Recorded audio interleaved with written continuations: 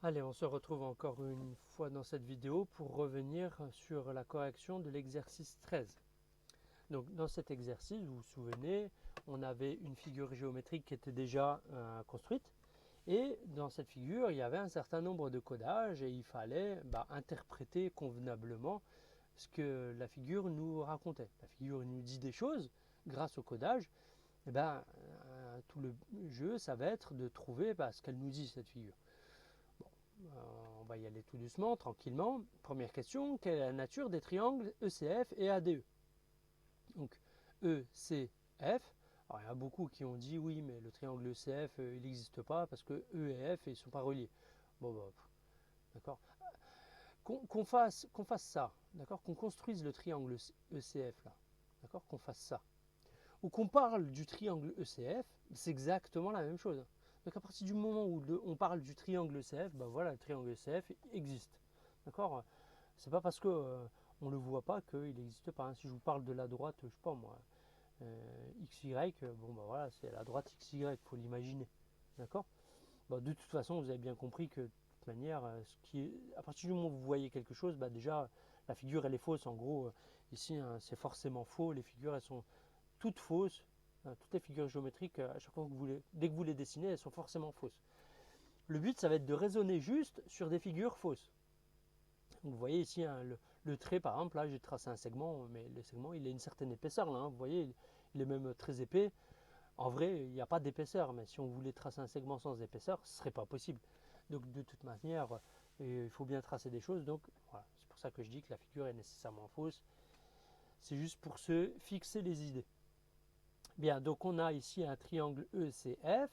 On demande quelle est sa nature. Donc on veut savoir en gros s'il est équilatéral, s'il est isocèle, s'il est rectangle, s'il est quelconque.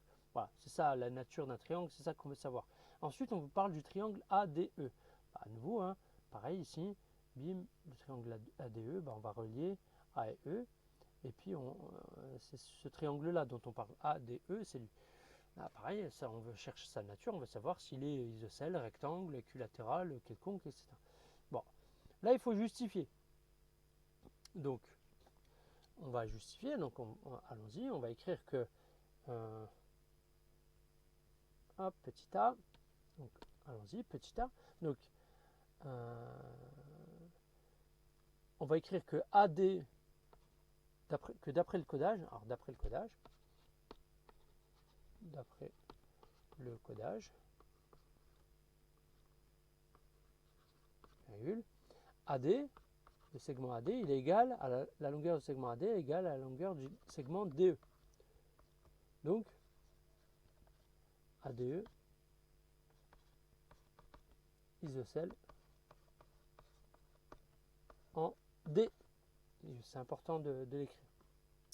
D'après le codage également, qu'est-ce qu'on peut dire de l'autre triangle? Que CE c'est égal à CF. CE égale CF. Donc, comment ils l'ont appelé? ECF isocèle en C. D'accord? Voilà, ça c'est d'après le codage, on a ces deux choses-là. Petit b maintenant, vous voyez, pas grand chose à dire, hein. C'est juste le codage qui nous le dit que ces deux côtés-là sont de même longueur. C'est pas nous, hein. Nous on n'invente rien, on fait que interpréter ce que la figure elle nous dit, voilà, pas de problème. Petit b, on demande de calculer la mesure de l'angle au sommet principal de chacun de ces deux triangles. Donc l'angle au sommet principal, l'angle au sommet, pour le triangle ADE, c'est son angle sommet principal, c'est l'angle D bien sûr, hein, c'est cet angle-là qu'on va chercher. Ok? Et pour le triangle ACF, c'est cet angle-là. Ah, c'est lui l'angle au sommet. Le sommet en gros du triangle, c'est où est-ce qu'il est à l'endroit où il est isocèle. Il est isocèle ici en C, donc c'est l'angle en C qu'on cherche. Et pareil, le triangle ADE, il est isocèle en D, donc c'est l'angle en D qu'on cherche. Ok? Donc allons-y pour ce côté-là, cet angle-là. Donc comment trouver? Donc on va l'écrire calcul de l'angle ADE. Donc premier calcul. Première chose, bim. Calcul de ADE. E. Calcul de l'angle ADE. Comment on peut faire? Bon, bah là, comme ça, directement, ça a l'air impossible parce qu'il n'y a pas de nombre en fait. Il n'y a pas de nombre. On a l'impression que on ne sait rien en dire. Sauf que si, bien sûr, il y a des nombres. Et non, ils ne sont pas écrits de manière explicite. Ils sont donnés sous la forme d'un codage. Il y a plusieurs choses ici. Déjà, vous voyez bien qu'ici, il y a un codage de l'angle droit, qui signifie que cet angle-là, je vais le mettre en rouge, donc ça, il y a bien un angle droit, ça veut dire que ce côté-là, cet angle-là, il mesure 90 degrés. Ok? Ça, c'est sûr. Alors, je ne vais pas l'écrire comme ça, je vais le faire plutôt en grand. Donc, de là à là, ça fait 90 degrés. D'accord? De là à là, ça fait 90 degrés. Parce qu'il y a un angle droit, c'est ça que ça nous dit. Ensuite, il y a quelque chose d'autre. On vous dit que le triangle ici, EDC, vous voyez le codage là, qui dit qu'il a les trois côtés de même longueur. Qu'est-ce que c'est ce triangle? C'est un triangle équilatéral et vous savez très bien que dans un triangle équilatéral, vous savez maintenant, tous les angles ils valent 60 degrés. Donc là il y a 60, là il y a 60, puis là il y a 60 aussi. Hein. D'accord? Pas de problème. Donc finalement, l'angle qu'on cherche, qu'est-ce que c'est? C'est tout simplement 90 moins 60. Là c'est 30 en fait. D'accord, c'est très facile hein, au final quand on sait interpréter le codage, il n'y a pas de difficulté. Donc allons-y pour la rédaction. Donc toujours pareil, hein, d'après le codage,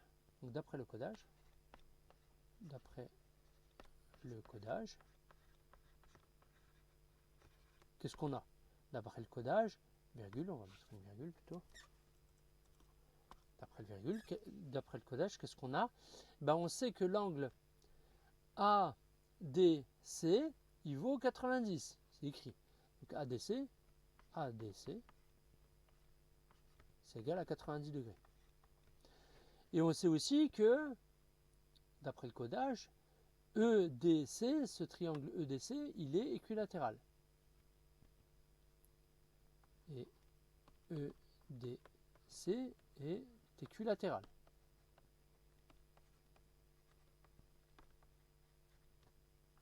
Donc l'angle EDC, l'angle en D, il vaut forcément 60 degrés. Finalement,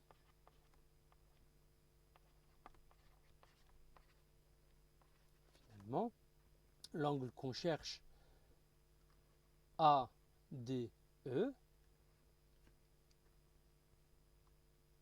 on ne va pas écrire finalement, on va écrire OR. Or, ADE, comment on le trouve ADE? C'est la différence.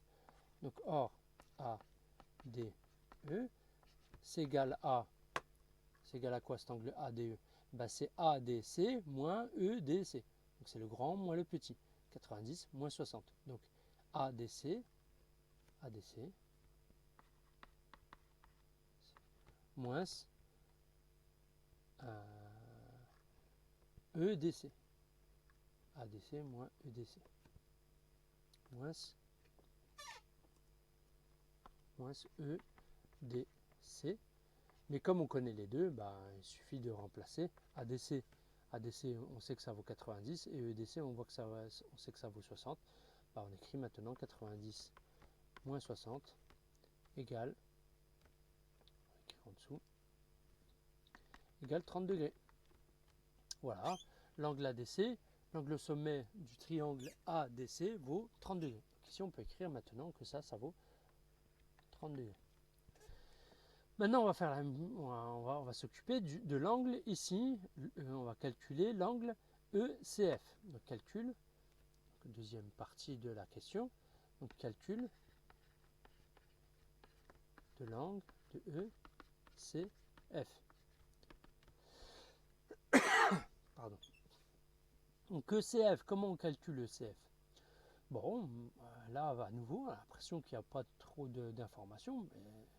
Évidemment, il y a des informations. À nouveau, là, il y a le codage.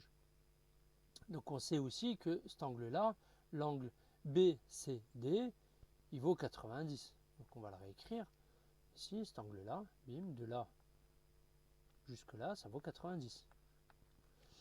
Donc ici, ça vaut forcément 30. Et cet angle-là, il vaut combien? Bah, cet angle-là, il vaut combien cet angle-là?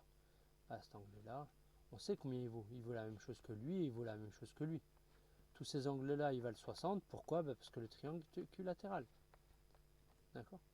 Donc si cet angle-là, je vais faire ça, je l'ai mal dessiné.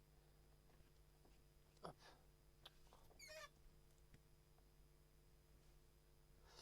Donc, cet angle-là, de là jusque là, il vaut 60. Que là, il y a 30. Et ben 30 plus 60, ça va faire 90. D'accord? Là, il y a un angle droit en fait.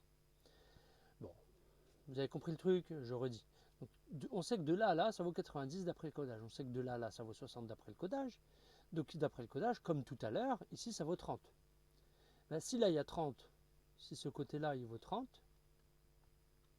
et que là, ça vaut 60, ben ça vaut 60 plus 30, ça vaut 90. Ok? Allons-y pour la rédaction. Donc, on va commencer à dire, on va calculer lui. Donc, on va écrire la même chose en fait hein, de ce qu'on a écrit juste en haut. D'après le codage, on a tout ça, blabla, en fait le même blabla qui est, enfin, la même rédaction qu'ici, ça va nous permettre d'obtenir lui. Ok. Comment on peut faire pour raccourcir un peu le truc? On pourrait dire, de même que précédemment, bon, allez, on va pas s'embêter à faire des choses obscures. On va réécrire la même chose. D'accord, on va pas s'embêter. Donc d'après le codage, on sait que l'angle là, il vaut 90. Donc BCD. Donc, moi, je vais copier tout. L'intérêt d'utiliser un ordinateur, c'est celui-ci. Je ne sais pas si je vais pouvoir tout attraper.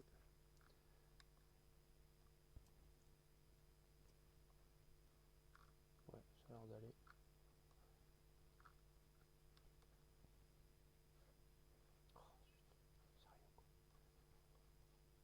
Hop. Donc d'après le codage, donc on sait que bon, c'est pas celui-ci, ça c'est pas celui-ci non plus, ça c'est en fait les angles, le nom des angles n'est plus bon, mais vous avez pigé le truc, ça va être les mêmes calculs. C'est tout pareil en fait, hein.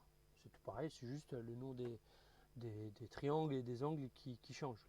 Donc voilà, on ne se prend pas la tête, on réécrit la même chose. Donc d'après le codage, qu'est-ce qu'on a?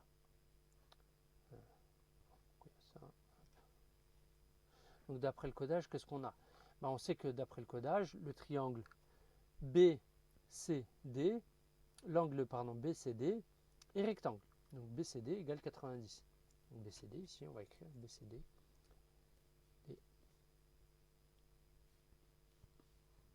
Donc BCD égale 90 degrés.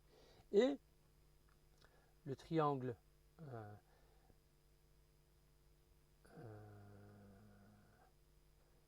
donc EDC, bah finalement c'est le même, hein, le triangle EDC est équilatéral. Donc EDC est équilatéral et EDC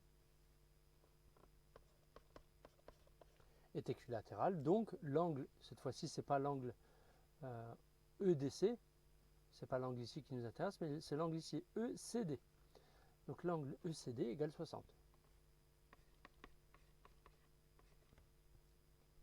Or, l'angle qu'on cherche ici, eh ben c'est BCD moins ECD.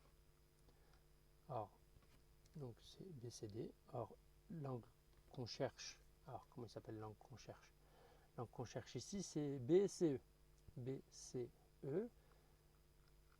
égale BCE. BCE, il est égal à BCD, le grand, moins le petit ici, ECD. Donc ça nous fait 90 moins 60, ça fait 30. Voilà, BCE. BCE ici vaut 30. Or, le triangle BCF, il est équilatéral aussi. Alors, on va écrire ici 2+. Parce qu'on a déjà écrit or, donc on va écrire 2+. 2+, le triangle, donc on appelle BCF, donc BCF, or BCF est équilatéral. 2+, BCF est équilatéral.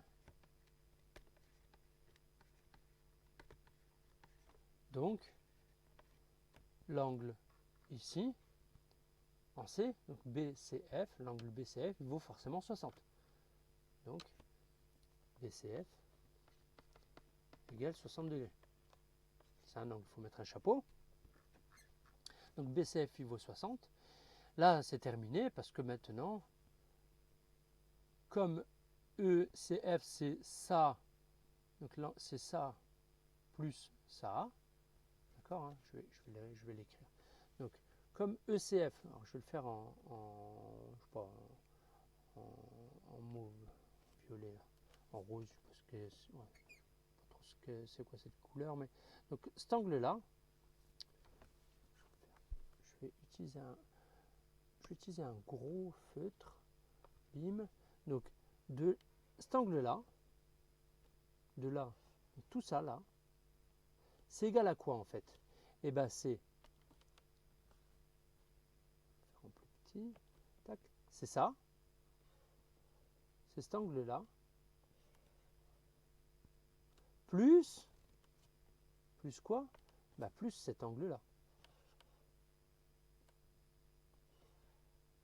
D'accord? L'angle qu'on cherche ici en rose, eh ben c'est l'angle en vert plus l'angle en rouge. D'accord? Donc c'est ça qu'on va écrire en rédaction. On va dire comme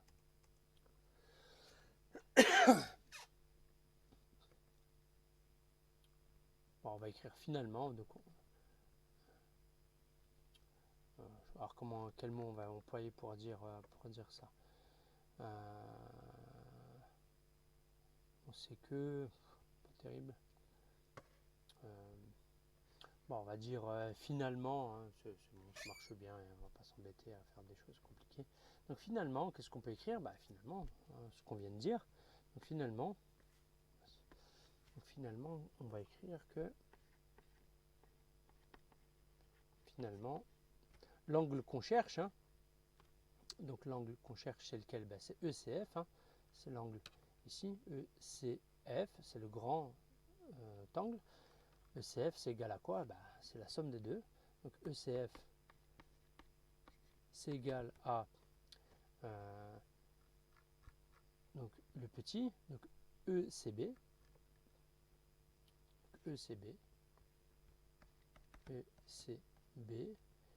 plus BCF,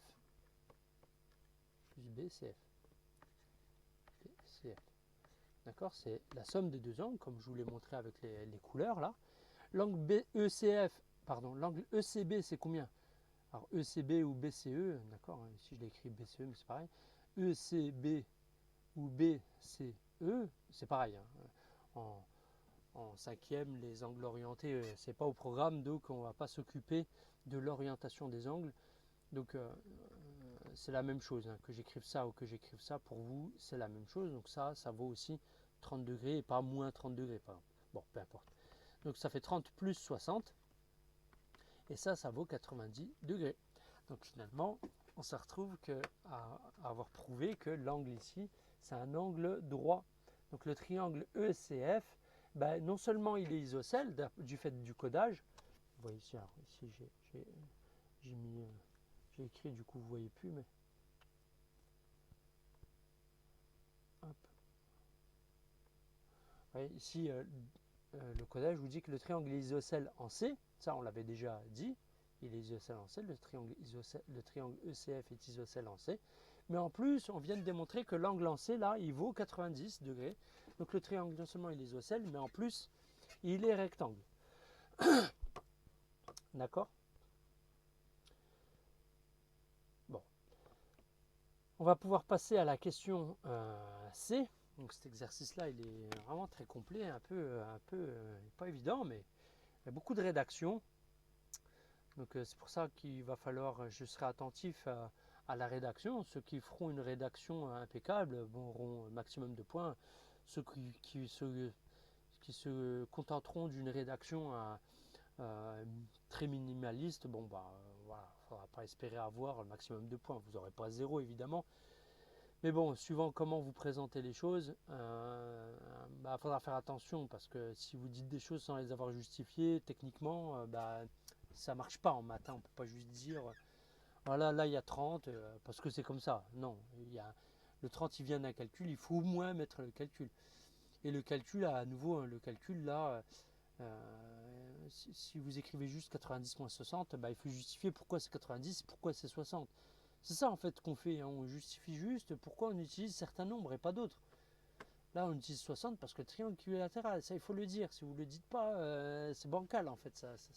C'est marqué hein, qu'il faut justifier les choses. Donc en mathématiques, même si c'est pas marqué, en réalité il faut toujours justifier les choses. En mathématiques, si on ne justifie pas, c'est donner son avis. Son avis, en fait, on ne vous demande pas votre avis en fait dans un exercice. Dans un exercice de mathématiques, on ne vous demande pas votre avis, on vous demande des calculs, on vous demande de prouver des choses, on vous demande d'amener des preuves, et c'est tout. D'accord? Les mathématiques, c'est pas de la politique. En maths, on ne montre pas, on démontre. Donc il faut justifier les choses un maximum pour pouvoir prétendre à avoir la note maximale. Bon bref, passons à la question C. On vous demande de calculer alors la mesure des angles des angles AED, pardon, AED et CEF. Donc AED, donc l'angle ici, on cherche maintenant l'angle, on va le mettre en rose. Donc on cherche l'angle ici, AED, cet angle-là, on se demande combien il vaut. Et on cherche aussi CEF, donc CEF, cet angle-là. On cherche aussi celui-ci. D'accord? Bon, comment on peut faire? C'est pas compliqué, c'est simple, toujours pareil. Hein. On regarde le codage et puis on interprète le codage. Là, le codage, il nous disait quoi par rapport au triangle ADE? Il disait que ADE, il est isocèle en D. D'accord? Le triangle ADE était isocèle en D, pas de problème. Ça veut dire quoi? Ça veut dire que les angles à la base, ils sont égaux. Ça, c'est une propriété des triangles isocèles. C'est absolument à connaître. Du fait que ADE est isocèle en D, ça veut dire que l'angle en A et l'angle en E, ils sont égaux, nécessairement. Et comme l'angle ici, il vaut 30 degrés, ça veut dire que ce qui va rester jusqu'à 180, parce que vous savez que la somme des angles, ça fait 180 degrés, et bien là, sur les 180, si on retire les 30, ce qui va rester, ça va se partager exactement en deux. On va diviser par deux, on va obtenir comme ça la mesure de chacun des angles qui sont les mêmes en réalité. Alors on va obtenir celui-ci parce que c'est que lui qui nous intéresse. D'accord? Donc allons-y pour la... Et pareil pour lui, hein, c'est la même chose. Donc allons-y pour la rédaction. Donc petit c. Pardon. Alors je vais faire un truc ici. Je vais faire ça, je vais dézoomer. Je vais prendre tout ça. Je vais le réduire, je vais le mettre dans un coin. Comme ça, je vais mettre ça ici. Voilà.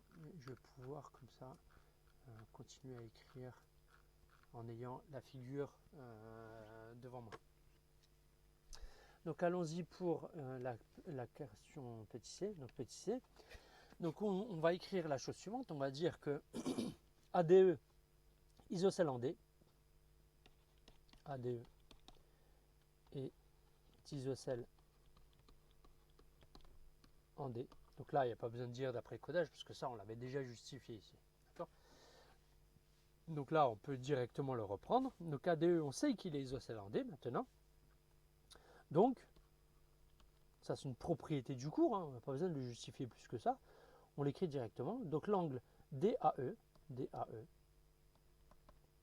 c'est égal à l'angle AED. D'accord? C'est les mêmes. Enfin, c'est les mêmes. C'est pas les mêmes, ils ont la même mesure. D'accord? Ils ont la même mesure, si bien que finalement l'angle AED, comment on va pouvoir le calculer, parce que c'est bien lui qu'on cherche, qu'on nous demande ici, hein, l'angle AED, c'est quoi? C'est 180 moins 30. On fait le calcul, ça nous fait 150 degrés, et ça, on va le couper en deux parties. Donc ça nous fait 150 divisé par 2, et ça nous donne 75 degrés. Ok, donc là, bim.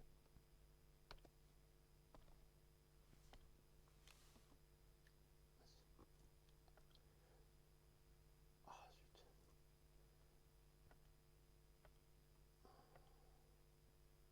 Bon. Je mets... Non, pourquoi je mets plus? Je vais essayer d'être plus précis dans ma sélection. Ouais, ok. Non, raté. Hop, voilà. Donc ici, cet angle-là, il mesure exactement. Hein, c'est pas une. Enfin, quand je dis mesure, je mesure rien du tout. Vous voyez ici, on n'a fait que calculer. Hein. Donc là, ça mesure exactement 75 degrés. Hein. D'accord? C'est pas un nombre à approcher, c'est une valeur exacte. Ça vaut 75 degrés, c'est sûr. On l'a calculé, on l'a prouvé. On va écrire à nouveau aussi, pour l'autre maintenant, on a la même chose. Hein. On sait que ECF est isocèle en C. Donc ECF est isocèle en C. Donc quoi? Toujours la même chose. L'angle en E et l'angle en F, c'est les mêmes. Donc CEF, c'est égal à l'angle CFE. Si bien que CEF, l'angle qu'on cherche, CEF, hein, c'est bien CEF qu'on cherche à calculer. Donc l'angle CEF, donc CEF, c'est égal à quoi? Comme tout à l'heure, 180, moins, on va retirer l'angle qu'on connaît ici. On avait prouvé qu'ici, ça faisait combien? ECF, la ECF, cet angle-là, on avait montré tout à l'heure qu'ici, ça valait 90 degrés. Ça, c'est un angle droit. Donc à 180, on va enlever 90. Et le résultat de tout ça, on va le diviser, on va le couper en deux, parce que les deux angles, ils sont égaux. Divisé par 2. 180 moins 90, ça fait 90. Divisé par 2, 90 divisé par 2, ça fait 45 degrés. Donc ici, bim, on sait que là, il y a exactement 45 degrés, ni plus ni moins. C'est une valeur exacte. Ok? Voilà, on a réussi à calculer les deux angles de la question C. Et on va terminer avec la question D, où on nous dit, finalement, qu'est-ce qu'on peut dire des points A, E et F? Et là, c'est pas forcément évident comme ça, mais on l'avait dit en classe. Là, ils ont l'air comment? Visuellement, à première vue, ils ont l'air alignés. On peut supposer que, on peut raisonnablement penser que c'est ça que la question nous incite à répondre. Nous incite à répondre que les points A, E et F sont alignés. Mais vous ne pouvez pas juste dire les points ils sont alignés. D'accord? Parce que si bien ils ne sont pas alignés, c'est juste ça ne se voit pas, mais on ne peut pas juste le dire comme ça parce que c'est pas parce que ça a l'air aligné que c'est aligné. C'est pas suffisant en fait ça. Hein. Rappelez-vous, en mathématiques, en géométrie en particulier, on ne montre pas, on démontre. Il faut démontrer que les points sont alignés et que c'est pas juste qu'ils ont l'air alignés, c'est qu'ils sont strictement alignés. Alors comment faire cette chose-là? Regardez bien. Donc question D, on se retrouve ici, petit d. Regardez bien, si je prends 3 points qui ne sont pas alignés, d'accord, on va prendre le contre-exemple. Donc je prends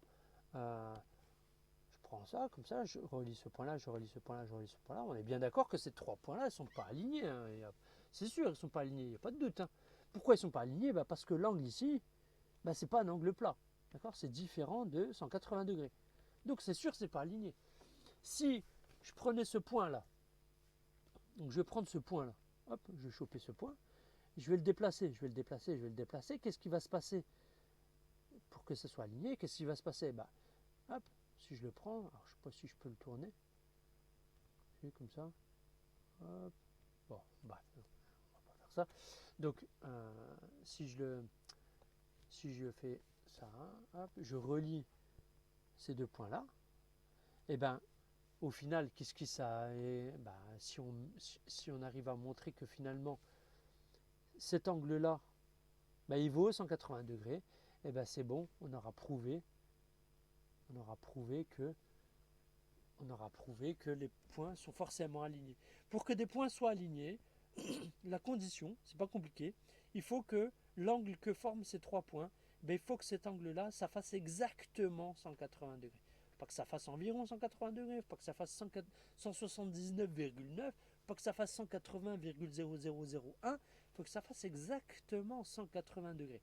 Et si on a ça, c'est bon, bingo, on peut affirmer, on peut dire que les 3 points sont alignés. Ça, c'est un critère d'alignement en gros. Allons-y pour la rédaction.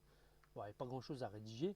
On va dire que l'angle AE et F c'est égal à cet angle-là, plus cet angle-là, plus cet angle-là. On va faire la somme, on va voir ce que ça donne. Donc AEF, donc AEF, donc ça c'est d'après la figure. Hein. Donc AEF, l'angle hein, AEF avec un chapeau, c'est égal à quoi? Donc c'est AED, donc AED, AED plus ED, plus DEC, plus DEC, DEC, plus CEF. D'accord? Alors pour ceux qui ont du mal à écrire, vous avez vu, hein, le E il est toujours au milieu là. Donc plus CEF. Parce que c'est le grand angle en E, le grand angle en E, le grand angle ici en E, le grand angle ici qui est centré sur, enfin qui est en E, enfin bref, et ben c'est les 3 petits angles en E. Bon, donc bon, peu importe. Allons-y pour écrire la chose. Donc ça nous fait ici cet angle-là AED, on sait que c'est 75. Lui, on sait que c'est 60 et lui, on sait que c'est 45. Alors, ici, on aurait dû dire aussi que ça faisait 60 parce que c'est un triangle équilatéral. Mais on l'a déjà dit que c'était un triangle équilatéral. Bon, on ne va pas le redire pour ne pas alourdir la rédaction. Bon, si vous faites ça directement, c'est bon, je ne vais pas vous embêter. Donc allons-y pour faire le calcul. 70 plus 75 plus 60, ça nous fait 135 degrés. 135 plus 45, boum, ça fait 180 degrés. C'est QFD. Les points, on peut affirmer maintenant que les points A, E et F sont alignés. Ça, c'est bon, on peut l'affirmer, on vient de le démontrer. On vient d'en faire la démonstration. Les points A, E et F sont alignés. Bien.